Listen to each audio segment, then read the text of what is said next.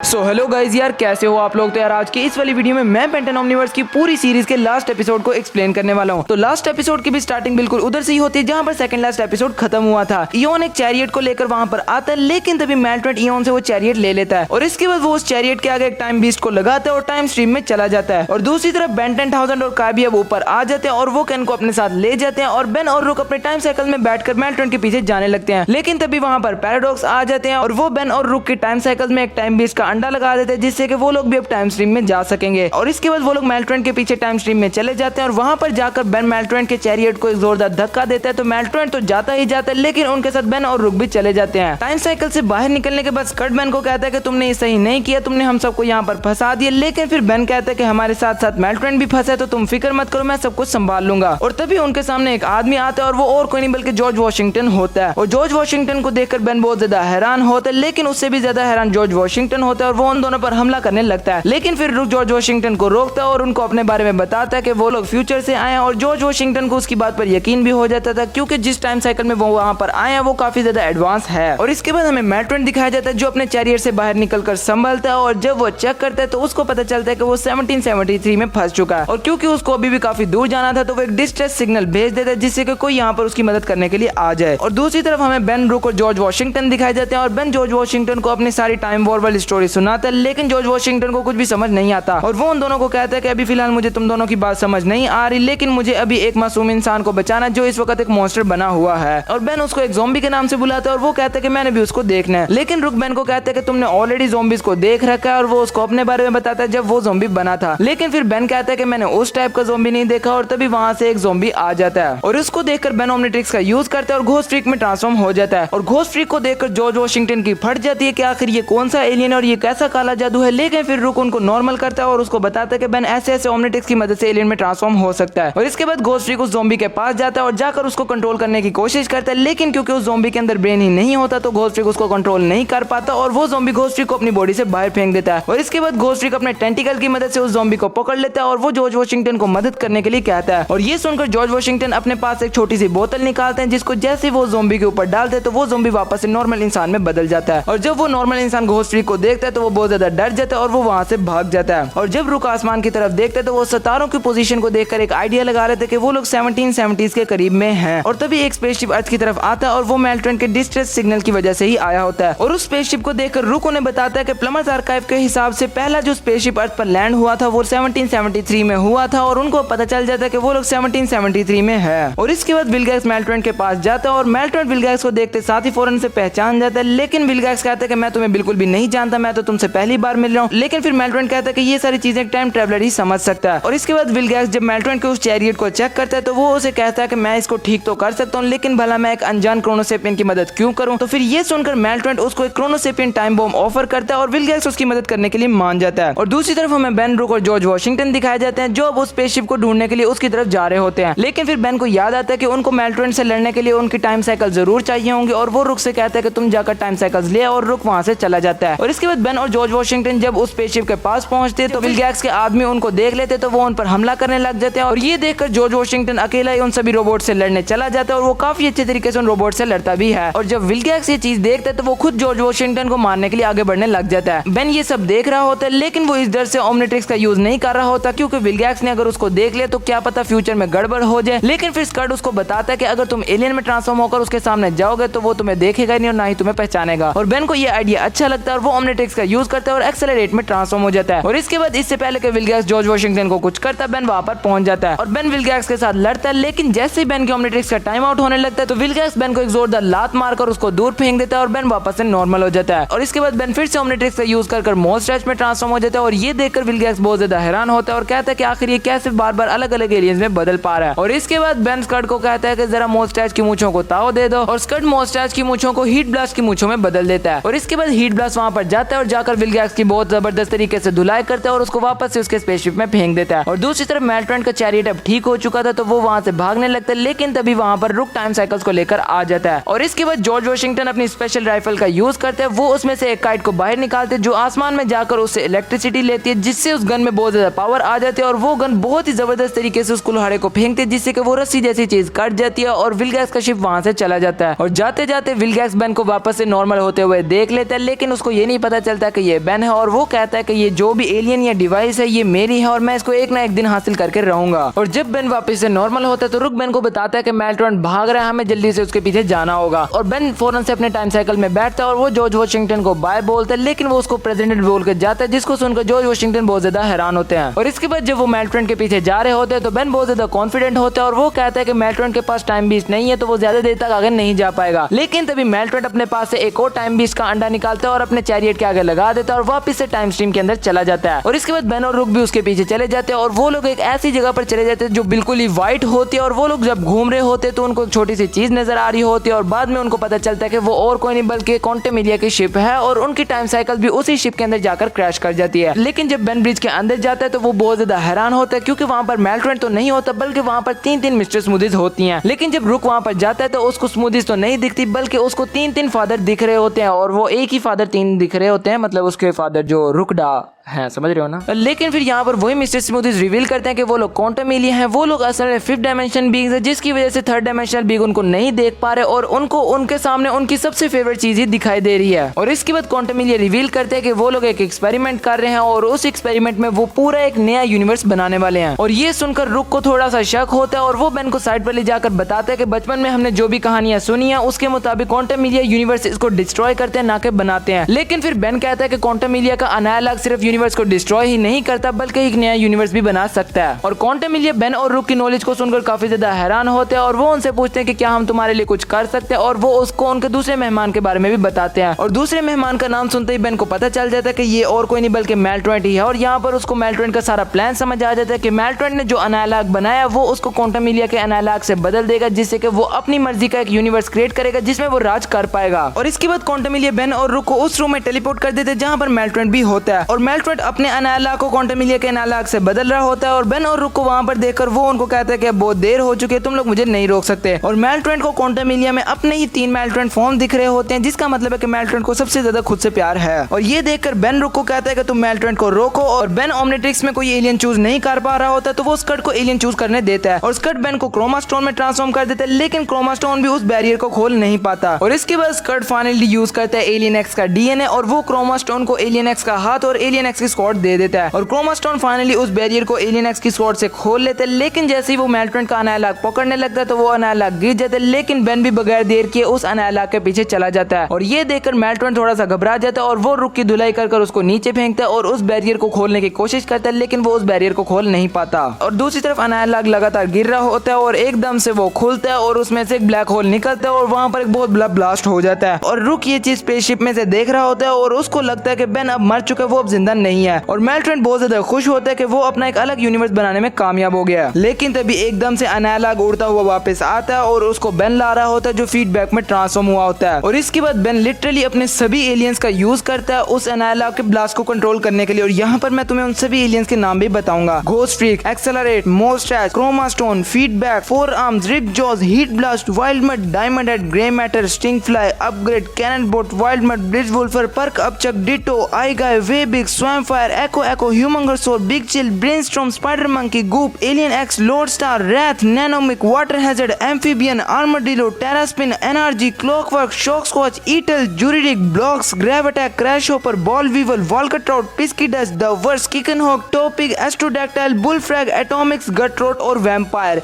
ये सारे के सारे एलियंस बेन ने यहाँ पर यूज किए, लेकिन वापस से फिर से फीडबैक ही उस ब्लास्ट को एब्जॉर्ब करता है और उसी की पावर की मदद से मेल्ट्रॉन पर हमला करता है, जिसकी वजह से मेल्ट्रॉन एक एंडलेस टाइम लूप में फंस जाता है। और इसके बाद बेन वापस से नॉर्मल होता है और वो मेल्ट्रॉन के अनायालाग को अपने पैर से कुचल देता है। और इसके बाद वो जाकर रुक को उठाता है और रुक कहता है कि तुम वापस कैसे आए। और फिर बेन उसको एक्सप्लेन करता है कि मुझे कहीं ना कहीं पता था कि ओमनिट्रिक्स में एक फेल सेफ है जो मुझे कभी भी कुछ नहीं होने देगा। और जैसे ही बिग बैंग हुआ, ओमनिट्रिक्स का फेल सेफ फंक्शन ऑन हो गया और ओमनिट्रिक्स ने मुझे वो एलियन दे दिया जो उस बिग बैंग को कंट्रोल कर सकता था, जो कि था फीडबैक। और यहाँ पर इस लास्ट एपिसोड में बेन भी इस बात को एक्सेप्ट कर लेते कि ओमनिट्रिक्स को जो रॉन्ग एलियन देता है असल में वो रॉन्ग एलियन नहीं होता, बल्कि ओमनिट्रिक्स मैट्रिक्स उसको सिचुएशन के हिसाब से एलियन देता है, चाहे वो एलियन उसकी मर्जी का हो या ना हो। और क्वांटमेलिया भी बेन और रुक के इस कारनामे से बहुत ज्यादा इंप्रेस होते हैं और वो उन दोनों को कहते हैं कि क्या तुम लोग अपना खुद का यूनिवर्स बनते हुए देखना चाहोगे, ये अब तक का सबसे खूबसूरत यूनिवर्स है। और ये सुनकर बेन और रुक बहुत ज्यादा हैरान हो जाते हैं और यार इसके बाद क्वांटमेलिया अपने नायला को वहां पर फेंकते जिससे कि उनका यूनिवर्स बनने लग जाता है और बेन और रुक उसको देखकर बहुत ज्यादा हैरान होते हैं और लिटरली ये देखने में बहुत ज्यादा अच्छा लग रहा होता है। और इसके बाद क्वांटमेलिया काफी सारे चैम्बर्स खोल देते हैं जिसमें स्लाइम बियोट यानी कि स्कर्ट की स्पीशीज के ही लोग होते हैं और उनको देखकर स्कर्ट बहुत ज्यादा हैरान होता है और वो फौरन से उन स्पीशीज के पास चला जाता है। और यहाँ पर क्वांटमेलिया एक्सप्लेन करते हैं कि ये जो स्कर्ट की स्पीशीज है ये डीएनए को लेते हैं और दूसरे यूनिवर्स में पहुंचाते हैं जिससे कि वहां पर भी लाइफ डेवलप होने लग जाती है। और इसके बाद क्वांटमेलिया स्कर्ट को भी इन्वाइट करते हैं ताकि वो वापस से अपने उसी काम में आ जाए जिस काम के लिए वो बना है। और इसके बाद बेन स्कर्ट को एक बहुत ही प्यारा और बहुत ही इमोशनल गुड बाय बोलता है और अपने सभी स्लाइम बियोट दोस्तों के पास चला जाता है। और इसके बाद क्वांटमेलिया उन सभी स्लाइम बियोट्स को लॉन्च कर देते हैं और अब वो सभी अब जाकर अपना काम करेंगे। और इसके बाद वहां पर एंट्री होती है पैराडॉक्स की, जो वहां पर आकर बेन को शाबाश देते हैं और कहते हैं कि तुमने बहुत अच्छा काम किया। और इसके बाद वो मेल्ट्रेंट के टुकड़े इकट्ठा करने लग जाते हैं और कहते हैं कि मैं अब इन सभी टुकड़ों को वापस से उनकी जगह पर जाकर रख दूंगा। और इसके बाद बेन पैराडॉक्स को बताता है कि मेल्ट्रेंट अब एक एंडलेस टाइम लूप में फंस चुका है। हर बार की तरह प्रोफेसर पैराडॉक्स मेल्ट्रेंट के टुकड़ों को इकट्ठा करेंगे और उनको अलग अलग जगह छुपा देंगे और फिर से मेल्ट्रेंट वापस आएगा और अपने टुकड़ों को इकट्ठा करेगा और फिर से नायला को डिवार्फ स्टार को इकट्ठा करेगा और अपना एक नया यूनिवर्स बनाने की कोशिश करेगा, लेकिन हमेशा की तरह बेन उसको हरा देगा। और इसी तरह से ये एंडलेस टाइम लूप चलता रहेगा जिसका खुद मेल्ट्रेंट को भी नहीं अंदाजा। और इसके बाद पैराडॉक्स बेन और रुक को कहते हैं कि क्या तुम जाने से पहले मेरी इन टुकड़ों को छुपाने में मदद करोगे। और इसके बाद हमें बेन और रुक दिखाए जाते हैं जो वापस से अपने यूनिवर्स में आ जाते हैं और बैठकर मिस्टर स्मूदीज पी रहे होते हैं। बेन बहुत ज्यादा उदास होता है और वो कहता है कि हमने अभी अभी अपने यूनिवर्स को अपनी आंखों से बनते हुए देखा है। और उसके माइंड में एक आइडिया आता है और वो रुक को कहता है कि क्यों ना हम अपने यूनिवर्स को एक्सप्लोर करने के लिए एक रोड ट्रिप पर चले। और रुक को भी आइडिया काफी ज्यादा अच्छा लगता है और वो ग्वेन को कॉल लगाता है और उसे कहता है कि तुम और केविन अपने अपने बैग्स पैक कर लो। और वो आसमान की तरफ इशारा करते हुए बोलता है कि हम सभी एक रोड ट्रिप पर जा रहे हैं। और इसके बाद कैमरा पीछे की तरफ होता है और पूरा बेलवुड दिखाता है और उसके बाद अर्थ दिखाता है और फिर वो सारे यूनिवर्स और जो गैलेक्सीज होती हैं वो सब दिखाता है। और इसी के साथ बेन 10 ओमनिवर्स के सीजन 8 का लास्ट एपिसोड और बेन 10 ओमनिवर्स की पूरी सीरीज का लास्ट एपिसोड यहाँ पर ही खत्म होता है। होप कि तुम लोगों को बेन 10 ओमनिवर्स की ये पूरी सीरीज पसंद आई होगी एंड पसंद आई है तो लाइक करना, चैनल पे न्यू आए हो तो सब्सक्राइब करना एंड मैं मिलूंगा तुम लोगों से किसी नेक्स्ट वीडियो में अच्छे से टॉपिक के साथ। तब तक के लिए